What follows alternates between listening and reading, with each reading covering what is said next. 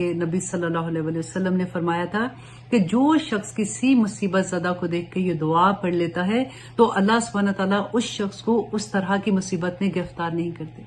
دیکھیے کتنی خوبصورت بات ہے، اور اللہ سبحانہ تعالیٰ ہمیں کس طرح سے اپنی حفاظتوں میں رکھتے ہیں کہ جب بھی دیکھیے ہم فار ایگزامپل کبھی ہم ہاسپٹل میں کسی کا پتہ لینے جاتے ہیں، ہم کتنے مریضوں کو دیکھتے ہیں نا، اس وقت آپ یہ دعا دل میں پڑھتے رہیں۔ اگر کبھی کسی کی اچانک وفات کا سن لیتے ہیں، کبھی ایسا ہوتا ہے کہ ہم راستے میں جا رہے ہیں، کوئی ایکسیڈنٹ دیکھتے ہیں، جب بھی کسی کو آپ کسی مصیبت میں دیکھیں، پریشانی میں دیکھیں، کوئی بھی ایسی چیز جو آپ کو لگتا ہے کہ اس پر مشکل وقت ہے، آپ یہ دعا پڑھ لیں۔ نبی صلی اللہ علیہ وسلم کا وعدہ ہے